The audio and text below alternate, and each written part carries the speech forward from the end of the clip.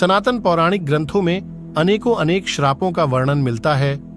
हर श्राप के पीछे कोई न कोई कहानी जरूर मिलती है। आज हम आपको 24 ऐसे ही प्रसिद्ध श्राप और उनके पीछे की कथा बताएंगे। 1. युधिष्ठिर का स्त्री जाति को श्राप। महाभारत के शांति पर्व के अनुसार युद्ध समाप्त होने के बाद जब कुंती ने युधिष्ठिर को बताया कि कर्ण तुम्हारा बड़ा भाई था तो पांडवों को बहुत दुख हुआ। तब युधिष्ठिर ने विधि विधान पूर्वक कर्ण का भी अंतिम संस्कार किया। माता कुंती ने जब पांडवों को कर्ण के जन्म का रहस्य बताया तो शोक में आकर युधिष्ठिर ने संपूर्ण स्त्री जाति को श्राप दिया कि मन आज से कोई भी स्त्री गुप्त बात छिपाकर नहीं रख सकेगी। 2. आर्षिकिंदम का राजा पांडु को श्राप। महाभारत के अनुसार एक बार राजा पांडु शिकार खेलने वन में गए। उन्होंने वहां हिरण के जोड़े को मैथुन करते देखा और उन पर बाण चला दिया।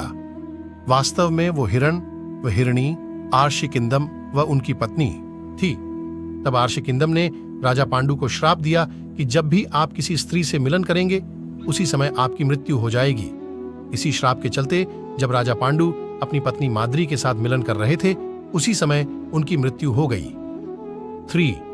मांडव्य आरक्षिका यमराज को श्राप। महाभारत के अनुसार मांडव्य नाम के एक आरक्षी थे। राजा ने भूलवश उन्हें चोरी का दोषी मानकर सूली पर चढ़ाने की सजा दी। सूली पर कुछ दिनों तक चढ़े रहने के बाद भी जब उनके प्राण नहीं निकले तो राजा को अपनी गलती का एहसास हुआ और उन्होंने आर्षी मांडव्य से क्षमा मांगकर उन्हें छोड़ दिया।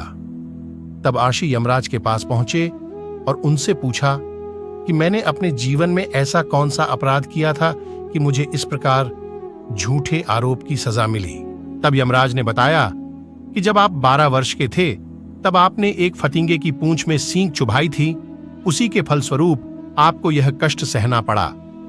तब आर्षी मांडव्य ने यमराज से कहा कि 12 वर्ष की उम्र में किसी को भी धर्म अधर्म का ज्ञान नहीं होता। तुमने छोटे अपराध का बड़ा दंड दिया है, इसलिए मैं तुम्हें श्राप देता हूं कि तुम्हें शूद्र योनि में एक दासी पुत्र के रूप में जन्म लेना पड़ेगा। आर्षी मांडव्य के इसी श्राप के कारण यमराज ने महात्मा विदुर के रूप में जन्म लिया। 4. नंदी का रावण को श्राप। वाल्मीकि रामायण के अनुसार एक बार रावण भगवान शंकर से मिलने कैलाश गया। वहां उसने नंदी जी को देखकर उनके स्वरूप की हंसी उड़ाई और उन्हें बंदर के समान मुख वाला कहा। तब नंदी जी ने रावण को श्राप दिया कि बंदरों के कारण ही तेरा सर्वनाश होगा। 5. कद्रु का अपने पुत्रों को श्राप। महाभारत के अनुसार आर्षि कश्यप की कद्रु व विनता नाम की 2 पत्नियां थीं। कद्रु सर्पों की माता थी व विनता गरुड़ की। एक बार कद्रु व विनता ने एक सफेद रंग का घोड़ा देखा और शर्त लगाई। विनता ने कहा कि यह घोड़ा पूरी तरह सफेद है और कद्रु ने कहा कि घोड़ा तो सफेद है लेकिन इसकी पूंछ काली है। कद्रु ने अपनी बात को सही साबित करने के लिए अपने सर्प पुत्रों से कहा कि तुम सभी सूक्ष्म रूप में जाकर घोड़े की पूंछ से चिपक जाओ जिससे उसकी पूंछ काली दिखाई दे और मैं शर्त जीत जाऊं। कुछ सर्पों ने कद्रु की बात नहीं मानी। तब कद्रु ने अपने उन पुत्रों को श्राप दिया कि तुम सभी जन्मजेय के सर्प यज्ञ में भस्म हो जाओगे। 6. उर्वशी का अर्जुन को श्राप। महाभारत के युद्ध से पहले जब अर्जुन दिव्यास्त्र प्राप्त करने स्वर्ग गए तो वहां उर्वशी नाम की अप्सरा उन पर मोहित हो गई। यह देख अर्जुन ने उन्हें अपनी माता के समान बताया। यह सुनकर क्रोधित उर्वशी ने अर्जुन को श्राप दिया कि तुम नपुंसक की भांति बात कर रहे हो, इसलिए तुम नपुंसक हो जाओगे। तुम्हें स्त्रियों में नर्तक बनकर रहना पड़ेगा। यह बात जब अर्जुन ने देवराज इंद्र को बताई तो उन्होंने कहा कि अज्ञातवास के दौरान यह श्राप तुम्हारी मदद करेगा और तुम्हें कोई पहचान नहीं पाएगा। 7. तुलसी का भगवान विष्णु को श्राप। शिव पुराण के अनुसार शंखचूड़ नाम का एक राक्षस था। उसकी पत्नी का नाम तुलसी था। तुलसी पतिव्रता थी जिसके कारण देवता भी शंखचूड़ का वध करने में असमर्थ थे। देवताओं के उद्धार के लिए भगवान विष्णु ने शंखचूड़ का रूप लेकर तुलसी का शील भंग कर दिया। तब भगवान शंकर ने शंखचूड़ का वध कर दिया।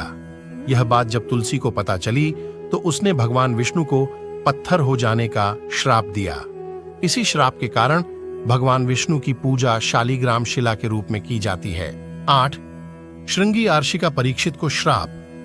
पांडवों के स्वर्गारोहण के बाद अभिमन्यु के पुत्र परीक्षित ने शासन किया।